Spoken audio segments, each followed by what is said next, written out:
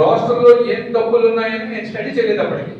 నేను ప్రెస్ లో ఏం మాట్లాడాను, రాష్ట్రంలో తప్పులు ఉన్నాయి, దీని మీద కోర్టుకి వెళ్తే అభ్యర్థుల్ని భయపిస్తున్నారు.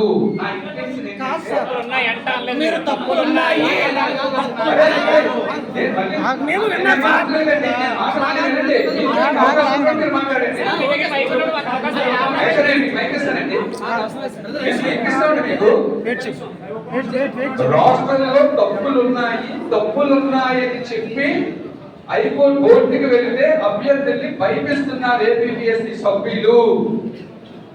ఇది ఎంతవరకు న్యాయమో అని నేను ఆ రోజు ప్రశ్న వేశాను. ఒక విషయం ముందు నేను చెప్పాల్సింది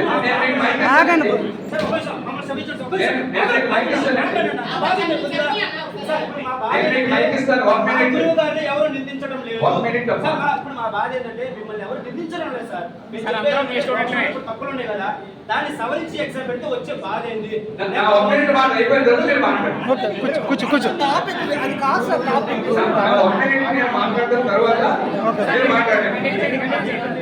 ఆ తర్వాత రాష్ట్ర తప్పులపై ఏ అభ్యర్థి కూడా నన్ను కలవలేదు. అది జరిగిన తర్వాత రాష్ట్రపై తప్పులు ఉన్నాయా లేదా అనే అంశాలను చర్చించడానికి నా దృష్టికి ఆ అభ్యర్థులు కానీ మరొకరు కానీ నా దృష్టికి తీసుకురాలేదు. ఈ మధ్య కాలంలో అంటే గ్రూప్ 2 మెయిన్స్ ఎగ్జామ్స్ దగ్గర పడే టైంలో సోషల్ మీడియాలో ట్రోల్ అవుతుంది. నాకు చాలా మంది ఒకరిద్దరు ఫోన్ చేసి సార్ ఏంటంటే సోషల్ మీడియాలో ట్రోల్ అవుతుంది అని. ఈ మధ్య అంటే మహా అంటే ఒక 1 వీక్ లేదా 10 days నుంచి నాకు టచ్లోకి వచ్చారు. ఆ రోజు అది జరిగింది. ఆ తర్వాత ఈ మధ్యలో చాలా టైం 8 నెలలు 9 నెలలు టైం అయిందండి. ఈ 8 నెలలు 9 నెలలు ఏ విద్యార్థులు కూడా నా దగ్గరికి గ్రూప్ 2లో రాష్ట్రంలో తప్పులు ఉన్నాయి సార్ కరెక్షన్ చేయండి అని చెప్పి నా దగ్గరికి విద్యార్థులు రాలేదండి. ఎందుకంటే వచ్చి ప్రజాప్రతినిధులు కాబట్టి నా దగ్గరికి సార్ ఇలా తప్పులు జరిగాయి మీరు కరెక్ట్ చేయండి అంటే నేను ఫాలో అయ్యి ఉండేవాడిని గవర్నమెంట్కి. అలా జరగకుండా 1 వీక్ బ్యాక్ ఒకరితో నాకు కాల్ చేశారు. ఎక్కడి నుంచి చేశారంటే అశోక్ నగర్ నుంచి నేను చేస్తున్నాం అంటే. ఏంటమ్మా ఇష్యూ అంటే నోటిఫికేషన్ లో రాష్ట్రంలో తప్పులు ఉన్నాయి, దీన్ని పరీక్షను ఆపించండి అన్నారు.